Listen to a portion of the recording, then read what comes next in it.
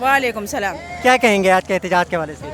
आज के एहतजाज के हवाले से ये कहूँगी कि आज जो एहतजाज हो रहे हैं लोटों के खिलाफ हो रहे हैं। सुपर इलेक्शन कमिश्नर भी तो लोटा है, तो हम एहतजाज के लिए निकले हैं और इंशाल्लाह एहतजाज कामयाब है। अच्छा, जिस तरह आज एहतजाज से रोकने की कोशिश की गई, रास्ते बंद करने की कोशिश की गई, तो उस हवाले से क्या कहना चाहोगी? एक डर है इम्पोर्टेड हुकूमत को, PDM को और कमिश्नर को, क्योंकि ये जो है ना ये इमरान खान के शेरे रुकने वाले और झुकने वाले और बिकने वाले नहीं हैं, तो इसलिए इन्होंने कंटेनर लगाए, हमें रोकने की कोशिश की। लेकिन मैं इनको बताना चाहती हूँ, मर्द तो मर्द, PTI के खवातीन भी इतनी तगड़ी है ना कि आपके कंटेनर एक साइड पर रख सकते हैं। अच्छा, जिस तरह आज आपका प्रोटेस्ट हो रहा है, तो क्या तहफ़्फ़ुज़ात है आपके? हमारे तहफ़्फ़ुज़ात है कि ये जो इलेक्शन कमिश्नर है ये गैर जानिबदार नहीं है, ठीक है।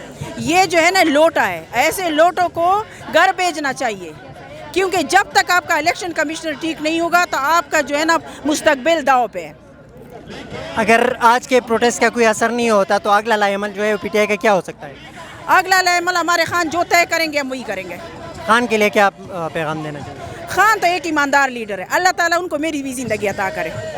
मेरी जो बकाया ज़िंदगी है ना मैं खान को देने के लिए तैयार हूँ, ताकि इन गन से हमारी जान छुड़ाएं। ये PDM और ये जो लोटे है इम्पोर्टेड हुकूमत आई है, इससे हमारी जान छुड़ाएं, क्योंकि KPK में उनकी गवर्नमेंट आप आएँ और हमारी KPK को देखें कितना साफ़ सुथरा और सारा निज़ाम तकरीबन ठीक हो चुका है। आप सिंध में जाएँ तो सिंध के अवाम रो रहे हैं जरदारी की वजह से, क्योंकि मैं 10 दिन हो के आई हूँ। अब यकीन जाने सिंध की जो बुरी सूरत हाल है, मैं कह रही थी कैसे जीते हैं लोग, और हम KPK वाले तो आज़ाद हो गए। खान ने हमें जो है ना शहूर दिया है, खान ने हमें साफ सुथरा KPK दिया है, और खान एक ईमानदार लीडर है, हमको कभी छोड़ नहीं सकते। लेकिन बिलावल साहब तो कह रहे हैं कि खान साहब जो है वो चोर है। खुद जो चोर होते हैं उसको सारे लोग चोर ही नजर आते हैं, वो खुद ही चोर है, चोर का बेटा चोर है। नियाजी तो एक ईमानदार सादिक और अमीन बंदा है, अगर उसने चोरी की होती तो KPK का ये हाल नहीं होता। और जरदारी को मैं कहना चाहती हूँ और बिलावल को कि अपनी सिंध को ठीक करें। मैं 11 दिन हो के आई थी और 11 दिन में मैंने देखा कि सिंध की क्या सूरत हाल है।